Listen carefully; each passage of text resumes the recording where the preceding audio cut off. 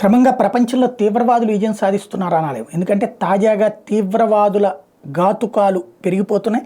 హౌతీలు, హెజ్బుల్లాలు, అట్లాగే హమాస్లు చేస్తున్నటువంటి ఘాతుకాలకి ఇరాన్ లాంటి వాళ్ళు సపోర్ట్ చేస్తున్నటువంటిది ఒక ఎత్తు అయితే, వీళ్ళందరూ కలిసి తాజాగా ప్రపంచ వాణిజ్యాన్ని స్తంభింపచేసి తీవ్రవాద విజయం సాధించాలనుకున్నారు. అందుకోసం సూయజ్ కెనాల్ వైపు నుండి వచ్చేటటువంటి వాణిజ్య నౌకలన్నిటి మీద దాడులకి హౌతీ పాల్పడుతుంది. దానికి తెర వెనకాల ఇరాన్ సహకరిస్తూ ఉంటే, వాటి విషయంలో ఇప్పుడు క్రమంగా అనేక దేశాలు తమ తమ వాణిజ్య కార్యకలాపాలు ఆ రూట్లో నుంచి స్తంభింప చేసేస్తున్నాయి.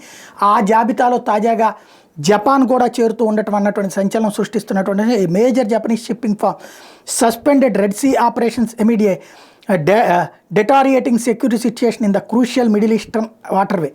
Japan's Nippon Yusen NYK line, the country's biggest shipper by sales, instructed its vessels navigating near the Red Sea to wait in safe waters and is considering route changes. The NYK line told AFP that the decision was taken to ensure the safety of crews. Two other major Japanese shipping firms are Kawasaki Kisen Kaisha and మిస్ట్యూ OSK lines.